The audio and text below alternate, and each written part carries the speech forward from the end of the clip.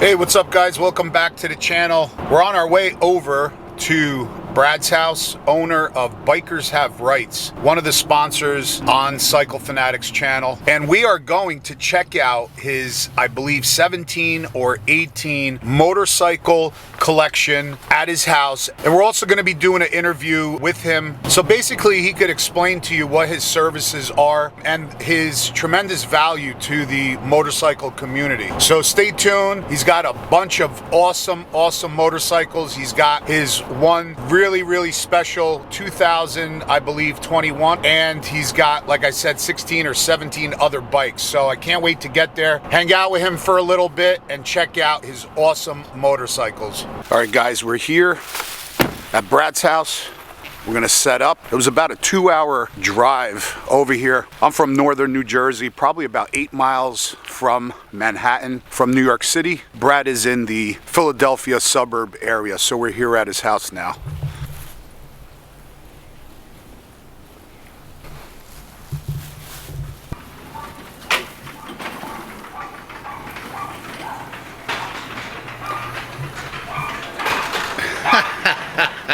And there he is. How you doing? What's going on? How are you? Ryder the Wonder Dog. Oh, hey. How you doing? Hi. How you doing? Going on? Nothing. Oh, yeah. Coffee. I appreciate it. I'll have some coffee. Yeah, thanks. Wow, you weren't kidding. It's pretty packed. It's, yeah, there's one bike that's not here because, wait, hold on. Oh, wow. One bike, I actually have another garage around the corner that I rent from a buddy of mine. Oh, do you? Where I keep all my, all my Bikers Have Rights crap, and I, in the winter time, I just hate putting the Harleys in there because it's not climate controlled. But so I have my Yamaha in there.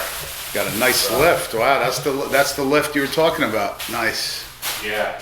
All right, good morning, Brad. We got Brad here from Bikers Have Rights. How you doing? Hey, good morning, guys. Yeah, and thanks for obviously having me at your house. I really appreciate this opportunity to see all the bikes. Got some amazing stuff here. Thank you. Well, we're so happy to be part of sponsorship of Cycle Fanatix, and I appreciate that. Thank you. Love to show people around my garage. Thank you. All right, so what we're going to do is we're going to go over basically all of Brad's bikes, and then we're going to sit down and we're going to do a short interview. So basically, Brad could tell everyone, what Bikers Have Rights is all about, what you do, explain to you guys the value that he serves to the motorcycle community. Yep, and I want to show everybody what I call my mini museum, or my my man cave museum. It's definitely nice. You got the lift going. Beautiful. It's just this is every man's dream garage right here. All right. Yeah. It's work, but we love it. All right, so let's start with the first one, I guess. All right, so the first one is Let me go over there. First one is a 2003 100th anniversary Heritage Softail in the nice. Iconic black and silver, or I think it's called sterling silver and black. I bought it out of the Midwest. Oh, really? Wow. This is a product also of JD Cycle Works. What isn't a product, right, of JD Cycle JD Works? has pretty much touched every single bike in this garage. In fact, JD's has touched every single bike in this garage except for the scooter. Oh, Okay, I don't think he wants to do that. I'm afraid what he might do to the scooter.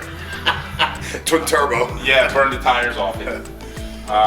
This bike I took a couple years ago to Ocean City Bike Week, and on the way home, I loved riding it, but it just didn't have enough highway go. So Dave put in cams and a tuner just to make it more streetable. Right. And it now is a very streetable.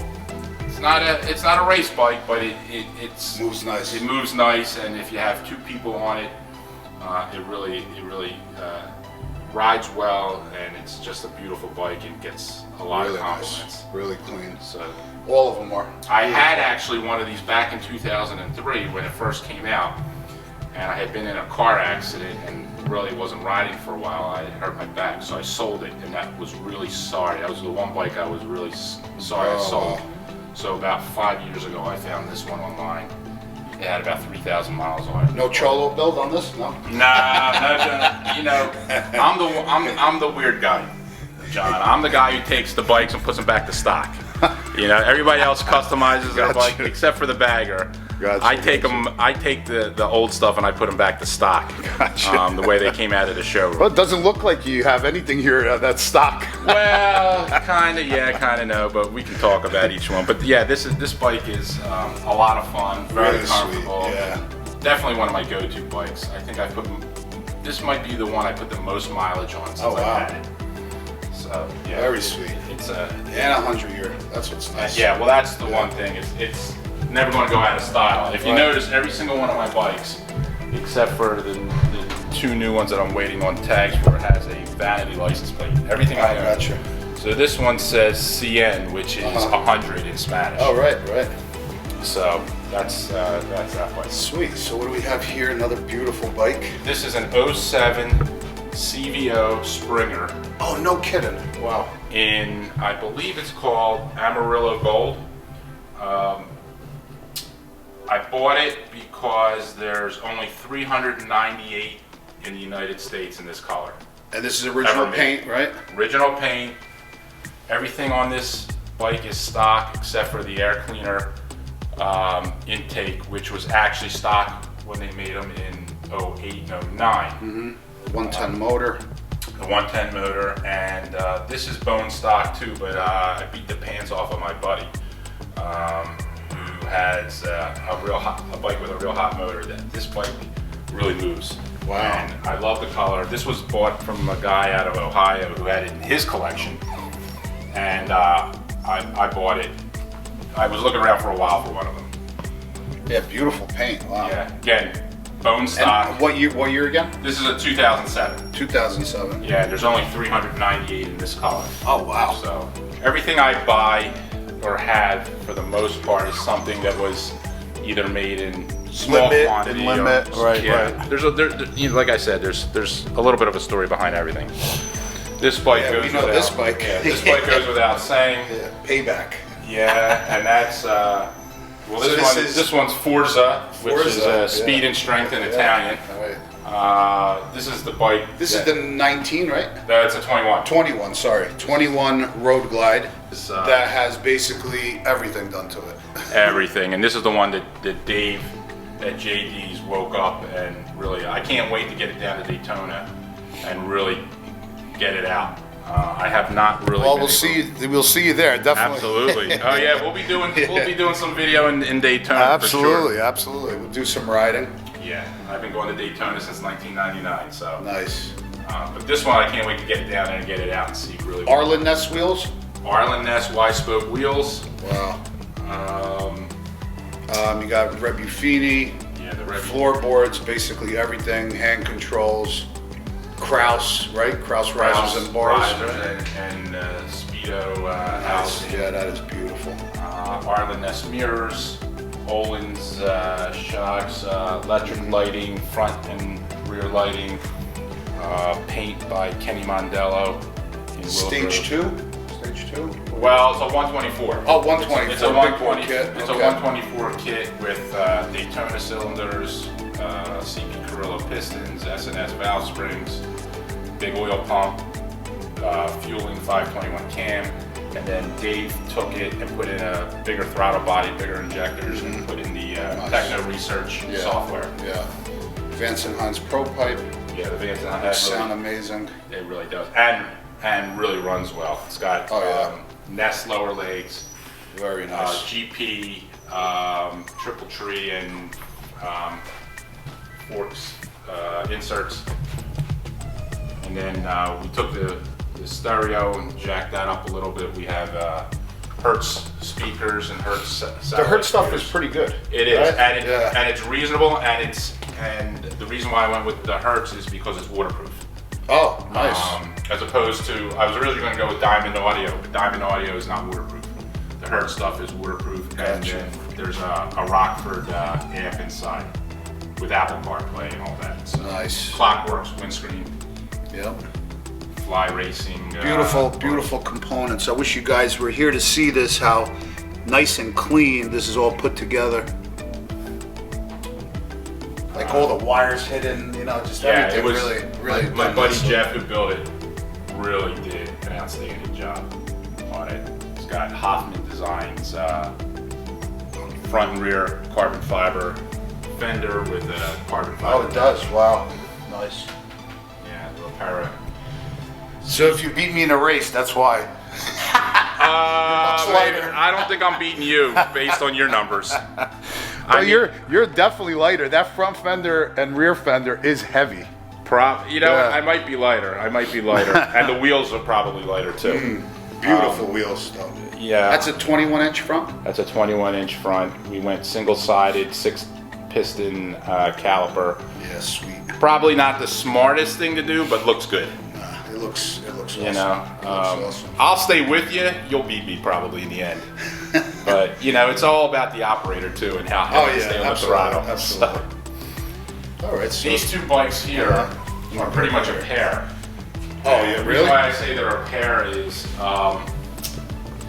these are both 97 Heritage Springers, which is, for you Heritage Springer fans, which is sort of a cult following. It's the first year that the Harley came out with the Heritage Springer, and they only made them in two colors, the red and the blue.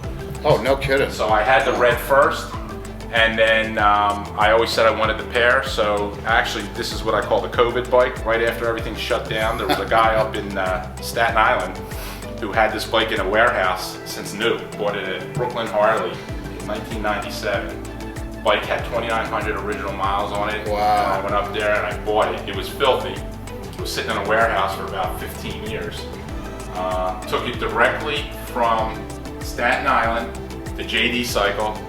Oh, no kidding. Straight there? Straight there. Didn't even bring it home. Didn't even pass go. Brought it to JD Cycle, had him service it, change all the fluids, make sure it ran good, then brought it home, deloused it because it was 20 years or 15 years of crud on it. Right. It was missing a few parts that we put back together, and so now I have the pair. Oh, she's clean. They're both clean. Beautiful. Yeah, this only, like I said, this has just over 3,000 miles on it. Oh, But ironically, really? Wow. original miles, yes. Low. If you look at the air cleaner, it's still got doesn't even have the stage one on it yet. It's still the original air cleaner. All right. And then the red one actually has about 12,000 miles on it. I bought that from an Indian dealer out of, I think it was Des Moines, Iowa or something like that. Oh, wow. But JD Cycle built the side hack on it. I bought the... So the sidecar came with the bike? No. I had the bike about 5 years prior, which was all original as well. That came out. That was found in a barn somewhere in Iowa. The guy traded it to an Indian dealer. I bought it from there, and then I always wanted to put a sidecar on it because it's just such an iconic looking throwback bike. Right. I found the sidecar from a guy down in southern Delaware, down near Bethany Beach. Got to rock the Cycle Fanatix gear. I just ordered hats myself and ski hats. Oh, nice. So yeah. All right. I'm a hat guy anyway. All right. So you bought the sidecar, and then like you were telling me before, you had him fabricate a lot of stuff, right? Yeah, Dave. This was sort of a labor of love for both of us. It was about a 10-month project up at JD Cycle Works, and Dave dismantled it, mocked it all up. We sent it out to paint. Dave hand fabricated a ton of stuff, the windshield mounts, the fender, I don't know, you name it, he did it. Wow. He had to make parts to attach it actually to the frame of the bike. Wow. And it's interesting to ride a sidecar. If you never did, it's not like riding a trike, and it takes definitely takes. Well, there's no way I would be in there. Well, it actually rides better when you have a passenger because it keeps the weight. No. I'm saying I'd be the driver. Yeah. I don't care who the passenger is, but I wouldn't be caught dead in there. I actually was hoping that my dog Ryder would love to ride in there. Yeah, nice. He's not so keen. No, on it. not. It's not his favorite. I can't lie to you. If we put him in there and he Plus, you're sitting low. You are sitting low. Yeah. It has actually electronic adjustable suspension on it. Oh wow, interesting. But Dave, I don't know that Dave would ever do a sidecar again just because it took us 10 months to do it. Let me ask you this. So that bike, obviously, probably about 6, little over 6, right? What's the sidecar? The weight Yeah. of it? Any idea? I honestly don't It's got know to be what like the sidecar 300-400 weighs. pounds. Huh? Yeah, although it's probably a little bit different. It's sort of like tongue weight on a trailer. It's not, I mean, you're pushing the weight forward. Right. I'm just saying as far as, power wise and stuff like that. This thing has no power. Yeah, because right. First of all, that's a stock 80-inch motor. With, as you see, with the original air cleaner. Sure. So there's no power to that. Yeah. Plus you're adding all this weight. Absolutely. And a person. So right. Yeah, you're probably down to about 26 horsepower. Yeah. When it's all said and done. That's right. But at car and bike shows, they love it. Awesome. So it's very, it's old school throwback. And we just seen this one at Edison. Yeah, this one won a trophy. I don't have it yet. Oh, wow. Because I had to leave a little early because of weather. What was the class? Was there a class? I'm not sure. I think it was Softail. Gotcha. But and what year? This is an 03 also. This is the exact same thing as the silver and black. Okay.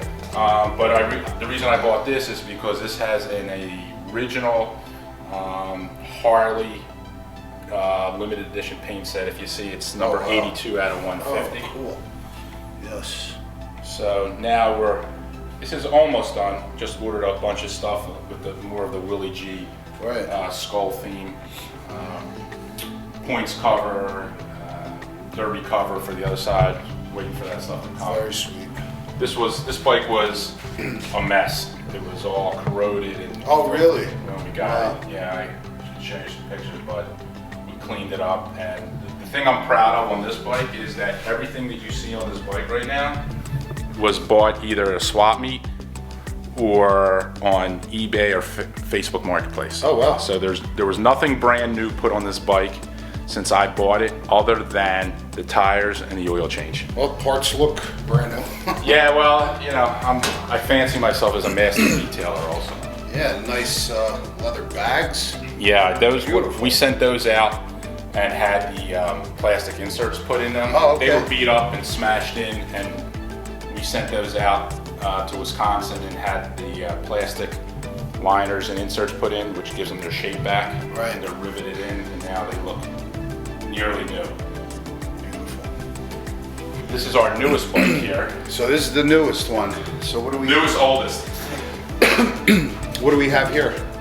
So this is a 96 Bad Boy Springer, which was, for anyone who follows the Bad Boys, they only made them in 95, 96, and 97. This one was either a barn find or a collection. A buddy of mine who is a general manager of a Harley dealer took it on trade, and I bought it from him. Yeah. It's got 3,000 original miles. And what year again? 96. 96. And Wow. the only difference in the different Bad Boys is the color of the striping. Right. This they only made in 96, this purple color, and they only made 1,103 of them. Yeah, I love this bike. And this one is, this one's bone stock, and probably, if not the most cleanest, or not the cleanest old bike I have, it's tied for the 90 Fat Boy that we'll get to. Yeah. But yeah, this is the newest one. This is beautiful. This is it. We're not doing anything to this other than what was done. We put on some Screaming Eagle slip-ons just to make it sound better. Right. You don't have to do much. No, this bike, everyone that I put it on a Facebook page, everyone that sees it says, "Oh my God, where'd you find that bike?" Yeah.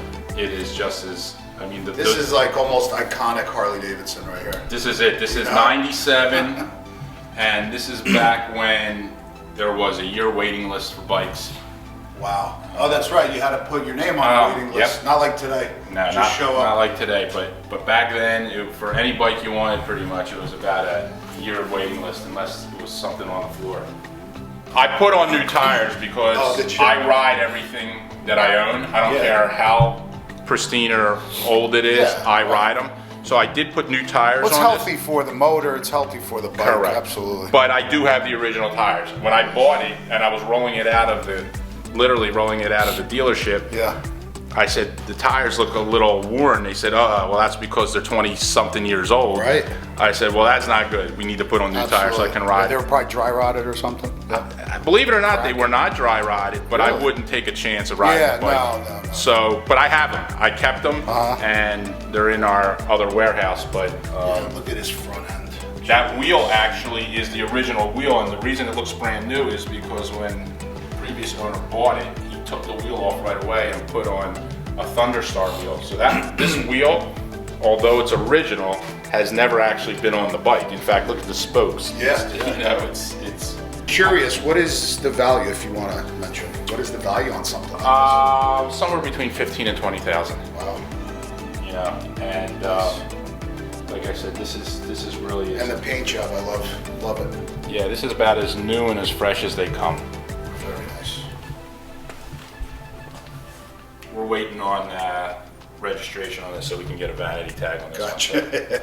And what are you going to name her? It's probably just going to be. I'm just going to.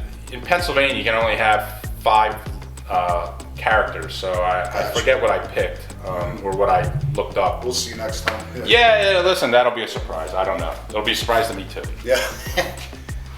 Nice. This is an 09. Let me go here.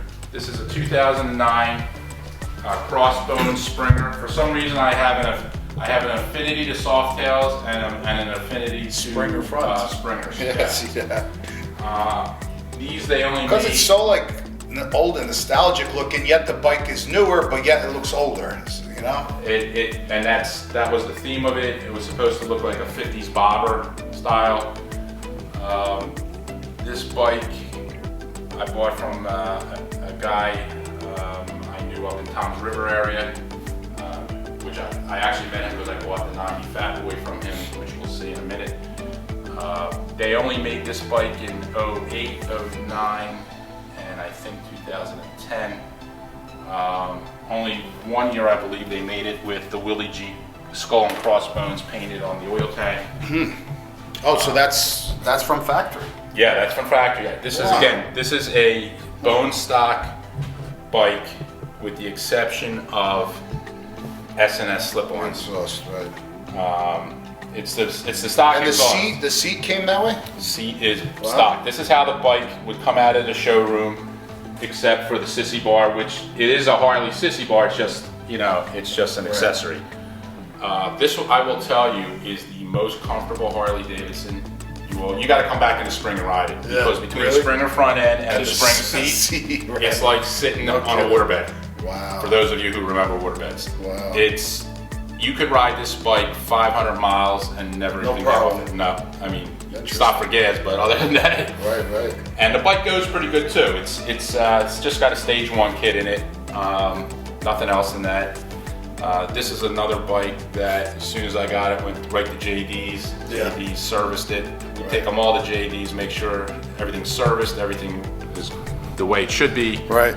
You know, lead the brakes. We do what, just, you know, I'm big on my own safety. So how long, for the viewers, just so you guys know, I've been dealing with Dave, I guess, probably a little over 2 years, maybe 3 years. How long have you been dealing with Dave? I know Dave, I think it's about 11 or 12 years. My first interaction with Dave is when he dyno tuned my first CVO, which was a 2010 or 2011 Cvo Street Glide. Gotcha. And he was still at the Harley dealer, and took me 6 months to get an appointment with him. Oh, wow. He had a shed basically there, a dyno shed, and that's all he did. Way back, gotcha. Yep, that's all he did is dyno bikes. Yeah. And But like I keep telling you guys like what kind of guy Dave is, as far as the work he does, as far as his integrity, right? As far as like meticulous about his work, he is the guy. It's like I'm not just bullshitting you guys. He'll tell you, because Brad's been working with him for 12 years. He's just not only a great mechanic, but he's just a great guy. Dave and Jay, his wife, I'd say that he is an amazing mechanic, but he's a better human being. Right. You know, Absolutely. You know, not too often do you find a mechanic who is has both. and not only the skill and the know-how, but he's so honest, almost to a fault. Right. This bike's an interesting story. This is a 2000 Dyna Wide Glide, and I bought this bike originally. I found it on Craigslist, and I bought this bike about 5 or 6 years ago. It's like that dog that it's so ugly it's cute. I hated the paint set, right, but I knew what it was. This is the first time Harley made a... I like the red. This is the first time they made a custom... Like fade? Fade, well, it's a custom paint set. This one's not even numbered. And without getting a whole long story about it, I've spent the last 4 years trying to track down through the Harley Museum and the company that originally painted it, how many of this paint set they made. They only made it for a Dyna Wide Glide. This exact bike was the cover bike for Dynas in the parts catalog for 2000. Oh, no kidding. To my belief, and it's just my belief, but based on my research, they only made 49 of this paint set. Wow. And I think the 50th might be in the Harley Museum. And I have one of them, and it is flawless. And on top of it, this bike has a Zippers 107 kit that nobody in the world could tune except JD's. And that's the truth. I bought this bike, it didn't run right, it coughed, it spit. Took it to 2 mechanics locally, nobody could make it run right, took it to JD's. First shot, oh, no kidding, he got it right. Wow. And it's just a cool bike, and I'll never get rid of it. Dave did a lot of work on this bike, but this paint set is just not to be found anywhere. But I think I know what you're talking about. It's pretty much like, yeah, don't really like it, but it's nice. It's still like you can't get rid of it. Well, I've learned to love it now. Right. But the funny part about this is that this bike, I have the original. A lot of these bikes I have all the original paperwork for. This bike out the door in the 2000, which is 22 years ago, was $26,000 out the door. Back in 2000. Back in 2000 because of the paint set, the extra chrome, and the zippers kit on it. That is like, that's crazy. So I'm sure you guys know, but 26 grand, you know, you're talking about a road glide. You're talking about CVO numbers these days, right? In 26, no. No, but I'm saying in today's dollars. In 26,000 back in 22 years ago would probably be close to, 45 or 50 now with inflation. I see what you're saying, yeah. So imagine. And they're probably going to be in a 50,000, lower 50,000 range. We'll see in a couple weeks. Well, yeah, we'll see. All right, so what do we have here? This is a 2001 Cvo Dyna Wide Glide, which somehow got named the Switchback. See, I didn't. That's how much you learn something new every day. I honestly didn't even know they made Cvo Dyna Wide Glides. This is it. Yeah, this was the first one. This was in 2001. The red one is the most iconic and the most well-known. They also made it in a blue color that year with a gray ostrich seat. And what year again, Brad? This is an 01. 01. This was another barn find somewhere in the middle of the United States. You got luck finding these things. Well, or do you just non-stop looking? I'm non-stop. You're always looking. Gotcha. And the funny part is this bike pretty much came with everything and was bone stock when I got it, except for this grab strap. Oh, okay. And I wanted a grab strap because I am that OCD about getting them back. Is the seat stock? Seat is stock, ostrich, tan seat. But they made so few of these, you can't find this anywhere. This just doesn't exist. And I was about to have a guy who does some upholstery work for me make one out of matching, and I was at the swap meet up in Allentown, which, by the way, guys, we'll be at in a couple weeks. Yeah. And I found this at the Allentown swap meet a couple years ago, and I bought it for $2. Oh my God. All right, talk about fun. I mean, the excitement, if you're like me, it's the excitement of the fun. Yeah, of course. So that now bike is. Vision, looking at these older bikes, you see, like vision, the vision was different, no? Yeah, well, I'll be honest with you. The CVOs started out really cool with the difference from the original bikes or from the stock bikes and what they had, and they have slowly seemed to have gone away from that more mainstream. So I'm not really sure, but the paint jobs have certainly gone a little bit more mundane. But look at this bike, for instance. This was a Cvo, so it's got, you know, the stainless braided lines on it. Right. I mean, everything. I think Harley claimed at the time that there was like 5,000 in extra accessories. Oh wow. Plus a paint job that was unique. Yep. Unique. Yep. Beautiful. This is a carbureted bike too. I see that. See the choke right there. And I will tell you that this bike runs really well. I mean, and it's pretty quick for just a stock. I think it's I guess this is either an 88 or a 96. I'm sure someone out there will know. Yeah, light. I forget exactly, but very nice bike. But it's clean. You know. This, you'll see it's missing the front fender because I dropped something on the front. Oh, okay. Just had it repainted. I haven't taken it down. Gotcha. Put it back on. This is a 93 Cow Glide or Moo Glide. They only made 20. That was the name? Well, it's a Heritage Softail Nostalgia. Okay. But this bike with that paint job and the cow inserts on the seat, they only made 2,700 of them, and they're all numbered. Oh wow. This one's number 1109. It's only got about 45 or 4,600 miles on it. Oh wow. And that was one I've chased for a while. Really? This one I've chased this one, and I've owned this one for about 5 or 6 years. I don't ride it as much as I would like to, but it's bone stock again, 80-inch, just a cool bike and Very nice. a cult following type of bike. This is now the oldest bike. I did have a 71 Oh wow. boat tail, but this is a 77 XL CR, which was the Willie G Cafe Racer.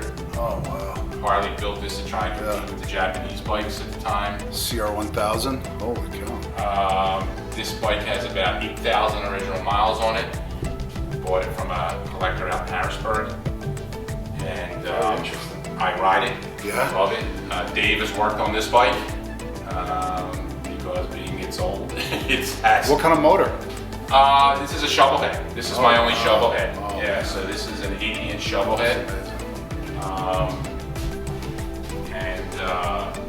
It's pretty cool. They only made 1,900 of these bikes. If you guys are wondering why I'm putting the camera up, because Brad has a huge garage, but he needs more space, so he has this lift here, basically with the 4 bikes on it. He lifted it up, and he's got a set of bikes underneath, and this way at least someone could park on this side. Really nice. And we're just starting construction of a new garage. That's right, that's right. Hopefully we'll stop by there. We'll keep you guys. How many bikes? Well, there's 15 or 16 here, but the new garage will be 1,600 square feet, 1,600 which is square twice feet. the size of this. Nice. So we're gonna be bigger than the house. It's going to be big. It's going to be big, and it'll give us a lot of walk around room. Right. So we haven't. As you guys can see, the bikes are just stacked up. So this is Harley's first attempt at customizing through the company. This is a 97 Fat Boy, but it has a 99 Street Stalker kit on it, what they call the Stage 3 Street Stalker kit. And the Street Stalker kit was a body kit. It came with in this paint, and there was, I believe, 3 colors they made it. They made it in this burgundy color, they made it in black, and they made it in like a navy blue. Interesting. And I bought this bike because this has what they call the Stage 3 Street Stalker kit, which is the tank, tank panel, the rear fender, those turn signals, the side-mounted license plate, a different nacelle, headlight nacelle, which you'll be able to see. Yeah, I see that, yeah. A different fender. It's got like a Road King nacelle. Correct, Yeah. correct. And Harley only made that body kit.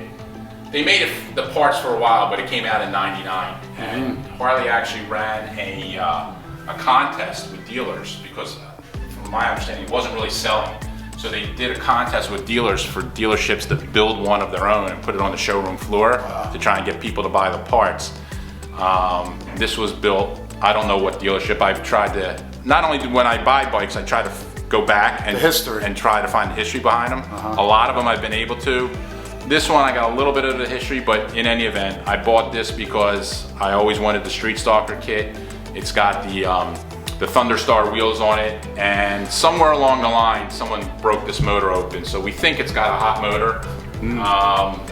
Dave rode it when he put new tires on it. He's not really sure. We never dynoed it because it's not really, doesn't really matter, you know, but it's definitely making a little bit more than stock power. Nice. And it really light bike, like it's really agile, it's fun to ride, and I love riding this bike.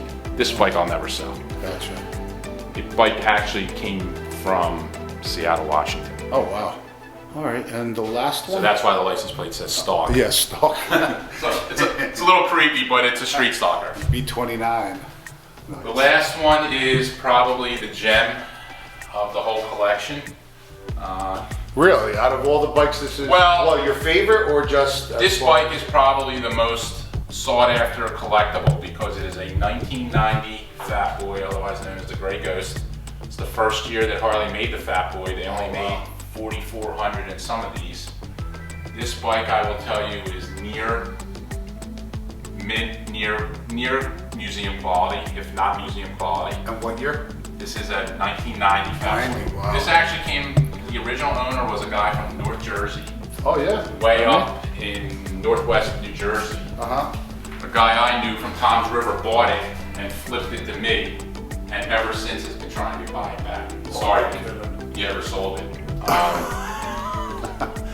And 100% stock, about 4,000 miles on it, or 4,100 miles on it. Original everything, original paint.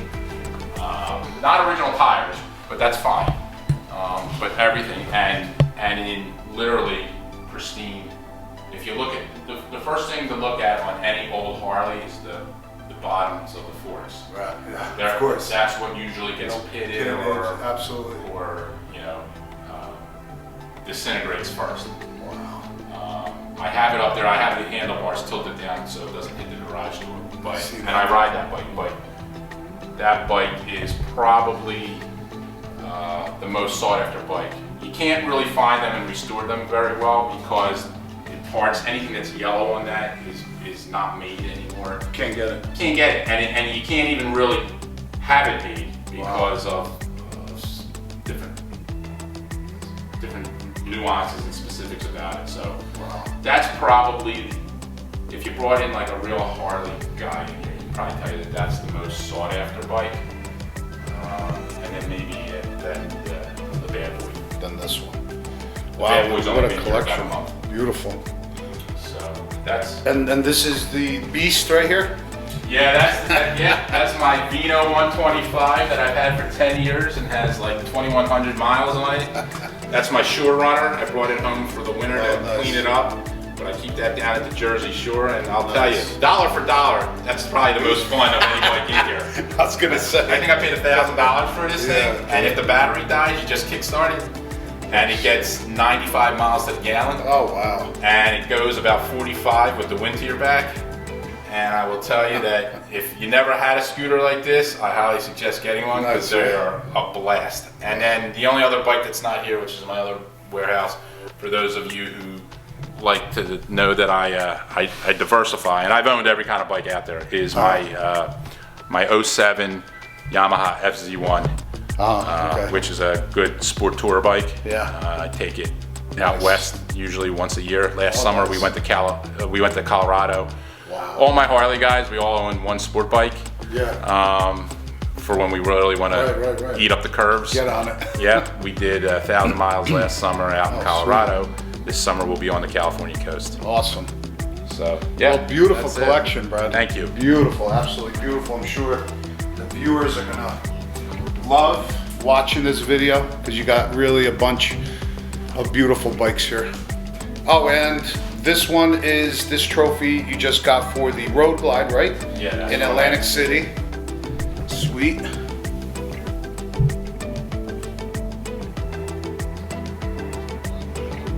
Definitely well deserved. This bike is really, really beautiful. All right, guys, so we're gonna do an interview with Brad right now. Let me know, hit me up in the comments. Let me know which bike you guys love the best. Definitely let me know. I'm really curious about it. Me too. Yeah. I'm curious. The one question I always get, John, is which is your favorite? Right. And it's All right, like, well, yeah, I'm at, what's your favorite bike? What's your favorite you bike? can't have one. It's like No, you it's don't? like asking which kid do you like the best. Yeah, you know, gotcha. every bike has something about it. Which one you like riding the best? I would say the most comfortable, like I said, is the Crossbones. Okay. But the bike that I'm most excited about right now is the 21 Road. Is this one, right? Gotcha. But the 77. Which bike do you like to look at the most? Like the looks of it? Which one? Back to this one? It would it's either the 21 Road Back to Glide this one, or right? I will tell you the 2000 Dyna Y Glide with the funky fade paint. Really? Wow. Yeah, I think they call it Sunset Fade. It's just like I said, it's one of those things where it's like having a dog or a cat that's so ugly they're cute.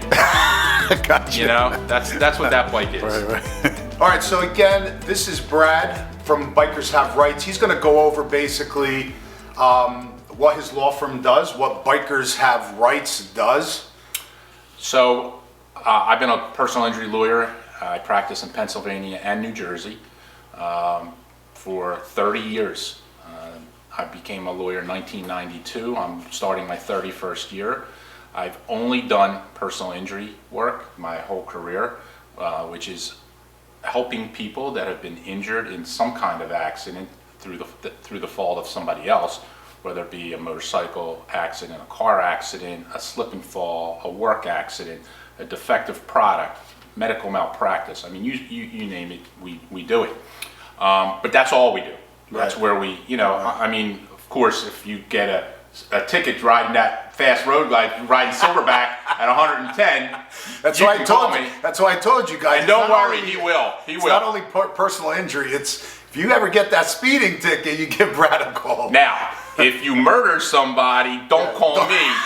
You might as well just fire up the electric chair because I'm not your guy. That's right. I'll get you to somebody good, but that's not me. But when he gets caught on the Jersey Turnpike riding Silverback at about 150, he's going to need me. 150. Oh damn. You know, with all that horsepower. Road glide will disintegrate. But yeah, in all seriousness, we represent people who have been injured, and listen, we all know. How did you get from obviously personal injury to the motorcycle end of it? I've been a passionate. When I say passion, that's Well, probably an as we understatement. can see. You know, some guys like golf, some guys like tennis. I go to sleep with motorcycle parts catalogs. Well, I think you do like golf, don't you? I do not like golf. Oh, you don't? No. And he lives on, I live on a golf course. I tell people. I was looking for the bags. I didn't see any. No golf. I ski. I'm a big skier. I see that. But no golf. I say when I'm old and decrepit and I have nothing better to live for, then I'll golf. I'll golf. Until now then- you ride. Later you golf. And I used to say that, but now that they have trikes, I'm not sure that I'll ever golf. That's true. I'll just put myself on a trike. That's when I right. can't hold the motorcycle up anymore. That's true. But So how'd you do the transfer? Obviously you love the motorcycles and I love the motorcycles. I have represented motorcyclists who have been injured my entire career. And it's really, to be honest with you, it was a brain fart. I never thought to create put two and two together. Right? Yeah, I never thought to create a niche just for motorcyclists. About 4 or 5 years ago, I guess closer to 5 now, I was literally in the shower one morning and I came up with the name bikershaverights.com. In the shower. In the shower, where I do my best thinking, by the way. And I said, there's no possible way that domain name could be available. That could be available. Oh, right. And I go to work and I go right on GoDaddy and I put in Bikers Have Rights, figuring it's going to be like, And boom, sure it's enough. available. And that literally is where it started. We've trademarked it now, obviously, and we started doing. I got invited. My first event I did, which was with like basically a folding table and some rented games and stuff at a Harley dealership in southern New Jersey. Who I knew the owner. They were doing an anniversary party. It was in October of 16 or 17. They asked me would I come, and I said yes, and this is where we are now. Wow. We do all the events around the area, and we're just passionate about bikes. And, wow, that's great. and like to help bikers who have been injured. I mean, anyone who has been injured, to be honest with you. But The key also is to know that it doesn't cost anything to hire me. We work on contingent fee. So it costs you nothing to hire me. You come to me with what you think might be a case. I will tell you if I believe it's a case, I will take it on. I will represent you. There is absolutely zero charge to you.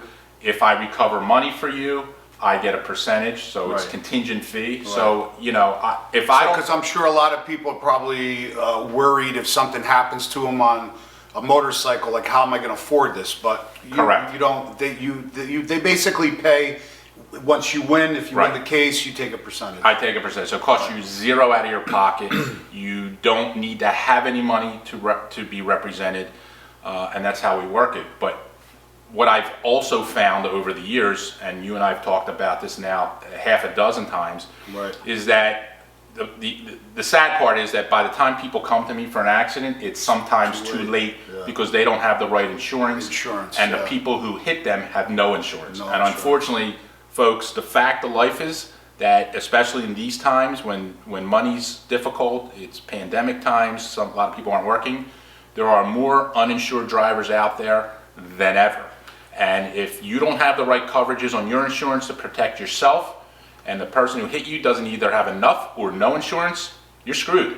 Yeah. And so you need, that's why I try to educate people to have the right insurance. Yeah, it makes sense. I mean, because state minimums are nothing. Well, in Pennsylvania, New Jersey, it's $15,000, which is the lowest in the country. But what is that? Like, you get into one accident, and if it's your fault, what's $15,000 going to cover? Nothing. And on top of which, I will tell you that if you get taken from the scene by ambulance to a trauma 1 or a level 1 trauma center, that $15,000 is going to be eaten up right away. Done. And those $15,000 liability policies generally carry with them $5,000 in property damage, which means if they destroy your road glide, and even if the road glide is 8 years old with 35,000 miles on it, 5,000 isn't going to replace that bike. No. That doesn't even replace a Sportster these days. Absolutely. And you're going to get screwed on every end possible. Right. And that's why you got to protect yourself. And I tell people all the time, don't buy insurance just to be legal. $75 a year insurance is going to give you exactly what you think $75 a year insurance is going to give you. Next to nothing. Yeah, you might be legal, but God forbid something happens, you're screwed. I mean, you're in big trouble. And it pains me as a biker when people call me and I see that they've, God forbid, lost a limb or they're out of work for 6 months. Right. And I've seen it. I'm sure you probably obviously do, because clients, I've seen it myself, people getting hurt. It happened numerous times in front of me through the 35 years I've been riding. It's not a pretty sight, and if you don't have the correct insurance, that's just a horrible situation you could be in. It's correct. And if you don't have the right health insurance, if you don't have disability insurance, I mean, let's think about it, right? When you're in a car accident, the likelihood of walking away unscathed is much greater than on a motorcycle. Absolutely. And I always say, when metal hits bone, metal wins. Absolutely. Every time. Every time. Even if you just lay the bike down for self-preservation, you're going to walk away with road rash, you're going to walk away with more than likely some broken ribs, you could end up with a concussion. I mean, there's just so many things that can go wrong. That the only way you're going to protect yourself is to have the right insurance. And I hate insurance companies. Trust me, I take money from them every day. I call myself the modern day Robin Hood. I take money from the rich and I give it to the poor. But you're doing a transfer of wealth. Yes, but if you call me the day after the accident, and you don't have the right insurance, I can only do so much for you. You know. So you do tell, just so my viewers know, we're going to obviously put the number, your phone number, in the description below, but you tell everybody, give you a call. Give me a call. So you go over it with Brad for free, right? 877-333-0300 is my toll-free number. My website is bikershaverights.com, or my firm website is tobaconwolf.com, and call me direct. My cell phone, if you want to text me, is 215-402-7715. And you got the cell phone. I mean, come on. seriously, I mean, text me anytime. I mean, if you text me 3 in the morning, I'm not answering. You know, if I'm asleep, but depending. If I'm in Daytona, I might answer because I might still be up. But yeah, I mean, I'm happy to help. It costs you nothing to call me. We've gotten tremendous response and feedback from the video that we did in Atlantic City, where great. people calling me and say, hey, listen, even calls from California, I don't care where you're from, even though I don't practice in California, I can tell you what coverages you need. Absolutely. And then you go to your insurance agent and say, listen, I want this coverage or that coverage. Right. You know, I'm happy to tell you. Yeah, that because people, that's the thing, people don't understand. They take the minimums and they hit somebody, and all that money goes to them first. And if there's nothing left, well, your bike's not getting fixed, or you're not getting fixed. So right, and that's what I tell people. Think about it. What's the likelihood of you doing damage to somebody else as opposed to someone else doing damage to you? Most of the coverages that you have on your insurance policy is if you do damage to somebody else. Right. Well, motorcyclists aren't running into cars unless it's the car's fault. They do sometimes, but listen, it happens. Listen, I had a guy on a motorcycle rear-end me on my first Fat Boy, okay, because he was looking at some girl walking down the street and didn't stop. Right. I was a little upset about that, but true story. But in actuality, it's more likely that a car is going to hit a biker and do damage than a biker is going to hit a car. And that's where everything falls apart. And you can go into financial ruin. Absolutely. If you can't work, you know. And like you said, even if it's not your fault, God forbid they don't have the proper coverages. Then what? Then what do you do? Listen, if you live near or around the big city, and everyone in my working vicinity lives in or near a big city, I cover the entire state of New Jersey, the entire state of Pennsylvania. New Jersey and Pennsylvania, just so you know, but he could answer questions. Doesn't matter where you live throughout the country. It's basically all the same. And I can help you in other states because I have a network of attorneys around the country that if I can't help you, I know somebody who can. But in this day and age, there's very little suburbs anymore, right? Everything is just built up, and traffic is traffic. I have friends that live up in the Poconos in Stroudsburg area for years, which was the sticks, right? Now, if you go I-80, if anybody knows I-80, at 4 o'clock in the afternoon, it's bumper to bumper. Yeah. Okay. Absolutely. All you New Yorkers are coming into Pennsylvania, but it's bumper to bumper, and so the point is, there's so many cars out on the road now compared to bikes that it's inevitable. And the biggest problem is this: texting. I say that texting is actually worse than drunk driving. 100%. There's way more because your eyes aren't even on the damn road. They're on your phone. Everybody texts. Not everybody drinks, but everybody texts. I see it all the time. And you know, I see it myself as a rider.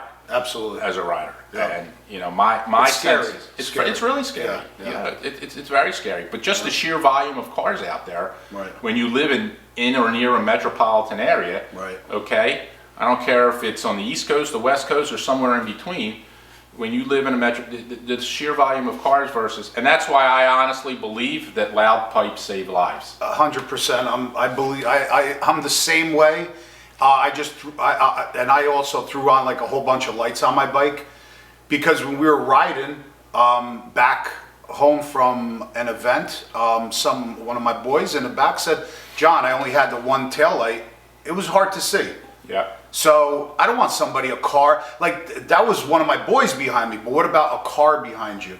If they can't see you, if you got to grab for a handful of brake and you got to stop suddenly, the more light the better. I mean, you don't have to obviously turn it into a Christmas tree, but the more light the better, as just like Brad just said with exhaust. It's so important. It used to be that loud pipes were the best safety feature, I thought, but now with the advent of LED lights, and as inexpensive as they are, they're great. Yeah. Because not only do they help you as a rider, everyone else sees you. Absolutely. I mean, I don't care if people are blinded coming to see me in a car, they see me. Yep, absolutely. And you know they're going to hear you before they see you. Definitely. With the pipes. Definitely. You know, and I don't care what you're riding. Like I have an FZ1 that had a stock pipe, took it off, and I put on, you know, basically a straight pipe of sorts for that FZ1. Absolutely. You know, and if I rev that throttle, someone's going to know I'm around. Yeah, because if you pull up on a car, how many times with a stock pipe, chances are 80% of the times they're not going to, if they got the music turned up, they're not even going to hear you. So think about a narrow motorcycle. They're not going to see you in the rear view. Nope. But they're gonna hear our big bore kit with the with the pipes on it. Absolutely. And now it's even worse because now it's legal to wear earbuds. Oh, right. When you drive. Right. So hands free. Right. So how many Amazon drivers or how many cars see it all the time. Cars out there got people are wearing their earbuds because they're either on the phone or listening to their own music. And believe it or not, a lot of times, guys, if we're riding and someone's like kind of doesn't see us and they're veering into our lane, horn don't work. No. I rev my gas. I give a couple throttles because the exhaust is like 5 times louder than the horn. I will tell you right now, I have no less than 5, maybe 6 cases that I'm handling actively right now where I represent motorcyclists who have been hit by cars that were changing lanes and didn't see them in their blind spot. Yeah. Even if they heard them, didn't know where they were and couldn't see them and were switching lanes. I have a big case in Pittsburgh right now. I have a case just north of Harrisburg area, and ironically in the Harrisburg area there's a place where 3 major highways come together. Mm-hmm. I've represented 2 separate people in an accident. Same spot? In the same spot under the same facts where a truck was coming over, didn't see them, and they, to save themselves, literally went into the concrete barrier, which is called a Jersey barrier, and laid the bike down. We see that a lot where motorcyclists, well trained and well experienced, will lay a bike down to save themselves, and thank God they do, because you don't want to hit a brick wall. Yeah. But yeah, that's a common also occurrence. People changing lanes. When you see a car changing lanes, you gotta really think about that. Or when you see a car with a signal on, you gotta really think, do they see you? Because 9 times out of 10, they will not see you in the mirror. And don't ever ride next to a car or a truck or whatever. Either stay behind or in front. I'm always going faster than traffic because I don't want somebody coming up behind me and hitting me. So I'm always, no matter what, going faster than this, than the traffic's going. I do the exact same thing. Either speed up or slow down. But never just sitting there next to someone. That's just giving them a chance to hit you. Listen, we all know that. I seen a tractor trailer tire pop off. We were on the bikes. I don't know. I didn't think I have it on camera, but I think Sandy was behind me, and one of the tires. I mean, you're talking about good 3-4 feet tall. That thing hits you, it'll kill you. It's over. Because that tire with the wheel, it's probably like 400 pounds. In my career, we've represented 2 people that have been on the highway. One was on the Atlantic City Expressway, one was on I-95, where a wheel came off a truck in the opposite direction and came. One person, it was a death case. One person, fortunately, she lived, and it was not super serious injuries. Wow. But more times than not, when a tire comes off of a vehicle, I mean, it's a flying object. It will kill so much energy. Yep. Yeah. It's heavy. It just Absolutely. And traveling at 60, 70 miles an hour, it just multiplies that power. 100%. Yeah. 100%. Yeah. All right. So I'll have anything else you want to mention? I just want to give everybody the heads up that I believe it's February 19th and 20th. We're going to be up at the 19th and 20th. Yes. Okay. It's Saturday and Sunday, whatever that weekend is. It's the Lehigh Valley Motorcycle Expo up at the Allentown Fairgrounds in Allentown, Pennsylvania. I'm going to be there. I know Dave from JD Cycle will be there. That's the one event we get him to come out to a year. Yeah.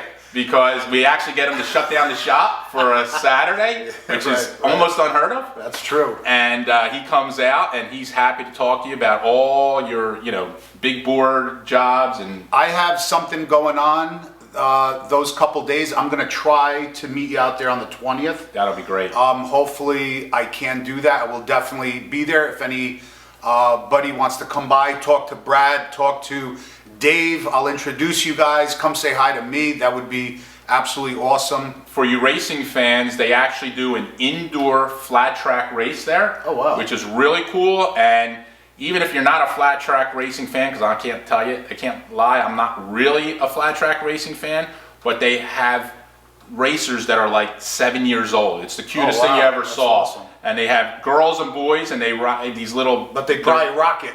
They do. Well, they know no fear, right? Yeah.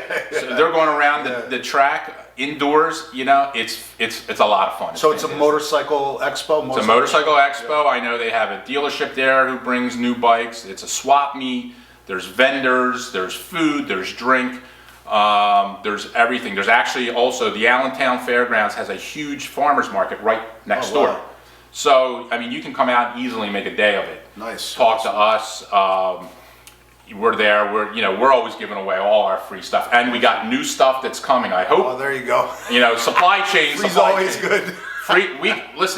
You get free stuff from us. Everybody's a winner when they come to our booth. You walk away with something you didn't. That is true. Just spin a wheel.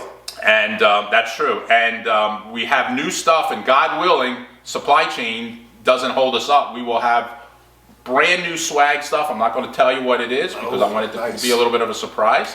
But some cool stuff that we've never had before, in addition to the t-shirts and all the other stuff we give away. So it's a great event. Saturday, Sunday, it runs all day pretty much till about 6, 7. I'll leave all the links down below in the description, and even if I'm not there, definitely stop by. Great event. Come say hi to Brad. Ask him any questions. Dave will be there as well. Get his mind going too. Yep, and Jay. Meet Jay. Oh, and Jay. She's the brains behind the business. Oh, so okay. That's Dave's wife, and she's wonderful. She'll be there too. Right. So it's a good time, and Dave will be happy to. I know Dave. I shouldn't talk for Dave, but I know he'll talk. He'll talk to you about whatever you want to do to the bike to make it faster. Absolutely. Well, Brad, thank you so much. Thanks for having us. Appreciate. We love Cycle Fanatics. Appreciate you being a sponsor. Thank you, guys. So listen, definitely give them a call, and that's it for this video. We'll see you guys on the next one. Peace out.